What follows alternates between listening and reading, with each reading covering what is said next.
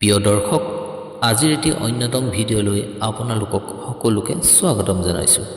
আজিৰ কাহিনী ৰহস্যময়ী দেৱলতা আৰু ঋষিমুনিৰ কাহিনী। কাহিনীটো প্ৰথমৰ পৰা শেষলৈকে সম্পূৰ্ণকৈ শুনিব আৰু আধাতে এৰি নাযাব।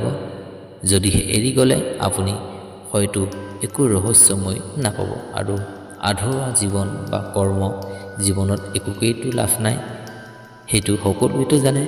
বলক তেনেহ'লে ভিডিঅ'টো দেৰি নকৰি আৰম্ভ কৰোঁ। এসময়ত এখন সৰু গাঁৱত এজনী পুৰুষৰ আকৰ্ষিত হোৱা ধুনীয়া যুৱতী আছিল। তেওঁৰ নাম আছিল দেৱলতা।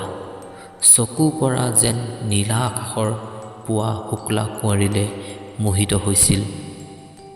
বগা শকতেৰে শোভিত তেওঁৰ দেহ গছ বনকো লাজ পাব লগা কৰা তুলিছিল। জীৱনৰ কঠোৰ দুখ কষ্টত জীয়াই থকা এই দেৱলতা সৰু হৈ থাকোঁতে পিতৃ আৰু মাতৃ ঢুকাইছিল। পৃথিৱীত কিয় বা কেইজনমান মানুহৰ বাহিৰে তেওঁ আৰু কোনো নাছিল। দিন কটাবলৈ নানা কাম কৰ্ম কৰি, কেতিয়াবা কাপোৰ ধুই, কেতিয়াবা সৰু সৰু কাম কৰি তেওঁ জীৱন নিৰ্বাহ চলাইছিল। এদিন এই শূন্য জীৱনৰ মাজত বৰষে ধেমালি কাঢ়ি এখন অচিন ভ্ৰমণকাৰীয়ে এজন গম্ভীৰ জ্ঞানী ঋষি গাঁৱত উপস্থিত হ'ল। লোকলাজ এৰি ঋষিমুনিয়ে দেৱলতাৰ সৰু কোঠালিত আশ্ৰয় বিচাৰিলে। তেওঁহে আছিল সঁচা আতিথ্যৰ প্ৰতীক। নিতৌ নিজৰ সীমিত সামগ্ৰী বিতৰি ঋষি মুনিৰ মৰমেৰে আদৰি ল'লে। দুয়োৰে মাজত কথা পাতিবলৈ আৰম্ভ হ'ল। জীৱনৰ কথা, দুখৰ কথা আৰু অলেখ সপোনৰ কথা। দিনবোৰ চপচপাই পাৰ হৈ গ'ল। লাহে লাহে দেৱলতা আৰু শীতল হৃদয়খনো গৰম হ'বলৈ ধৰিলে আৰু ঋষিমুনিৰ গম্ভীৰ চকুতো এক অভিনৱ কোমলতা দেখা দিলে। এদিন বিষণ্ণ দিনৰ এক বিষণ্ণ পলত দেৱলতাই ভাগৰি শুই আছিল আৰু চাদৰৰ আঁৰত তেওঁৰ পোহৰীয়া শৰীৰৰ আধা অংশ ওলাই পৰিছিল। নিকটতে বহি থকা ঋষিমুনিৰ চকুত সেই দৃশ্য অৰ্থাৎ ধুমুহালৈ আহিল। তেখেতে বহু বছৰ ধৰি দমন কৰি থোৱা অনুভৱৰ বাধা ভাঙি গ'ল। লাহে লাহে ঋষিমুনিয়েও দেৱলতাৰ ওচৰ চাপি আহিল। অলপ বেয়া লাগিল যদিও দেৱলতাই চকু মেলি মৃদুস্বৰে ক'লে, "মুনিদেৱ, আপুনি কি কৰিছে?" তেতিয়া ঋষিমুনিয়েও কোমলতাৰে উত্তৰ দিলে, "তোমাৰ সৌন্দৰ্য আৰু কোমল হৃদয়ে মোক উত্তেজিত কৰিছে। মোৰ জীৱনৰ নিৰসতাত তুমি এটি নৱজীৱনৰ সপোন আনিছা। মোৰ হৃদয়ত তোমাক স্থান দিয়া।" এই প্ৰেমৰ খঙত দেৱলতাই নিজৰ অকলশৰীয়া জীৱনত এখন সেউজীয়া সপোনৰ আভাস দেখিলে। দুয়ো এজোপা গছৰ পাতবোৰৰ চেঁচা হাওঁৰ দৰে একেলগে মৰম আৰু অনুভৱ বিয়পি পৰিল। সেইদিনাৰ পৰাই তেওঁলোকৰ মাজত এক গম্ভীৰ প্ৰেমৰ বন্ধন গঢ়ি উঠিল। দিন আৰু ৰাতি, দুখ আৰু সুখ সকলো ভাগ ভাগ কৰি দুয়ো এজোপা সেউজ গছৰ ছাঁত অলেখ মিঠা সপোন বুনিবলৈ ধৰিলে। দিনবোৰ যেতিয়া একেলগে কটাইছিল, ঋষিমুনিৰ চকুত দেৱলতাৰ মুখমণ্ডল যেন পূৰ্ণিমাৰ চাদৰৰ দৰে দীপ্তি মাৰি উঠিছিল আৰু দেৱলতাইও লাহে লাহে লক্ষ্য কৰিলে ঋষিমুনিৰ কঠোৰ গম্ভীৰতা আৰু অলপ অলপকৈ ভাঙি পৰিছে। তেওঁলোকৰ মাজত এটা নিৰ্বাক বুজাবুজিৰ সৃষ্টি হ'ল। নিবিড় নীৰৱতাৰ মাজত অন্তৰৰ ভাষা বিনিময় হ'বলৈ ধৰিলে। এদিন মেঘে ঢাকা পুৱাত এটাত তেওঁলোকে দুয়ো ওচৰা ওচৰিকৈ বহি আছিল। দেৱলতাই দৃষ্টিটো আকাশলৈ তুলি ক'লে, "জীৱনটো সদায় কিয় এনে শূন্য লাগে?" তেতিয়া ঋষিমুনিয়ে মৃদু হাঁহিৰে উত্তৰ দিলে, "যেতিয়া হৃদয় খালী থাকে, সকলো শূন্য লাগে। হৃদয়ত যদি মৰমৰ পোহৰ জ্বলিব পাৰে, তেতিয়া পৃথিৱীৰো সেউজীয়া দেখা পায়।" দেৱলতাৰ নয়নত লাজৰ এটি পতা কম্প উঠিল। সেয়েহে আৰম্ভ হৈছিল এটি নিষ্কলুষ সম্পৰ্কৰ বীজ।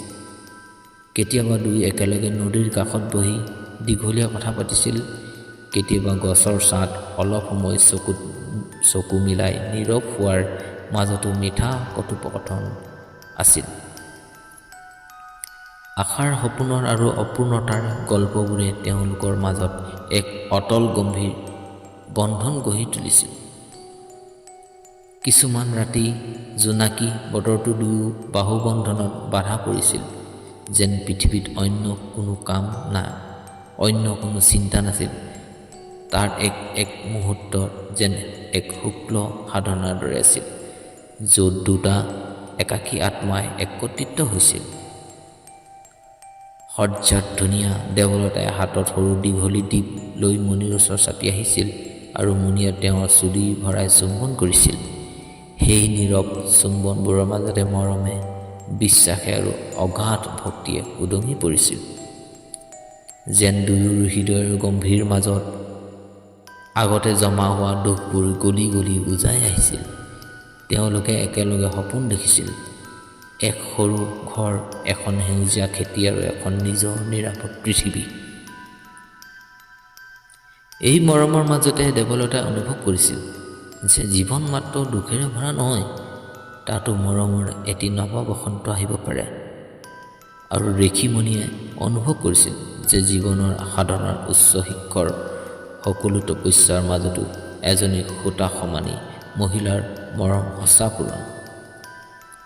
আকৌ এটা পুৱালৈ দুই একেলগে সূৰ্য্যোদয় চাই থাকোঁতে ঋষিমুনিৰ মৃদুভাৱে ক'লে, এই জীৱন সৰ্বস্ব তোমাক অক্ষ দিলোঁ, তোমাৰ আশীৰ্বাদো মোৰ জীৱনৰ পুণ্য। দেৱলতাৰ চকুপানী চকুত পগল হৈ উঠিল। সেইদিনাৰ পৰা তেওঁলোকৰ প্ৰেম অলেখ তৰফৰ দৰে বিয়পি পৰিল, এক গভীৰ বিশ্বাস আৰু ভক্তি আৰু অপাৰ মৰমৰ মাজত। সময়ৰ সোঁতত দেৱলতা গৰ্ভৱতী হ'ল। গাঁৱৰ মানুহে প্ৰথমতে বিভিন্ন কথা ক'লে, সন্দেহ কৰিলে, কিন্তু দুয়ো চৰণৰ ভক্তিত সকলো অৱশেষত নষ্ট হ'ল। মাঘ মাহৰ এটা চুপচুপীয়া ৰাতি, এটি সুন্দৰ পুৱাৰ বতৰা লৈ দেৱলতাই এটি শিশুক জন্ম দিলে। শিশুটি আছিল যেন ঈশ্বৰৰ আশীৰ্বাদৰে উজ্জ্বল। ঋষিমণিয়ে আৰু দেৱলতাই একেলগে তেজ ঘামেৰে এক নতুন জীৱন গঢ়ি তুলিলে। তেওঁলোকৰ জীৱন সুখেৰে, শান্তিয়ে আৰু মৰমেৰে ভৰি পৰিল। ঋষিমণিৰ জ্ঞান আৰু দেৱতাৰ মৰমেৰে সেই গাঁওখনো অলপ অলপকৈ ৰূপে সজিল, আৰু সেই শিশুটি সেয়া ভৱিষ্যত এখন নতুন যুগৰ সূচনা কৰিলে। আজি বহু বছৰ পিছত সেই গাঁৱত তেতিয়া হোৱা এই অতুলনীয় প্ৰেম কাহিনী জীয়াই আছে, বতাহৰ ফুকনিৰ সৈতে, গছৰ পাতৰ চপচপনিত আৰু নিশা আকাশৰ তৰাৰ মাজতো। প্ৰিয় দৰ্শক, আজি এই ঋষিমুনি আৰু দেৱলতাৰ এটি ৰহস্যময় কাহিনী আপুনি শুনি কেনে পালে নিশ্চয় কমেণ্ট কৰি জনাব। লগতে পাৰিলে এটি লাইক কৰি যাব, আৰু পুনৰ আকৌ লগ পোৱাৰ আশা থাকিল। আৰু পোনপ্ৰথমবাৰ যদি আমাৰ চেনেলত ভিজিট কৰি চেনেলটো ছাবস্ক্ৰাইব কৰিব। আৰু আজিলৈ আহোঁ, পুনৰ লগ পোৱাৰ আশা থাকিল। ধন্যবাদ।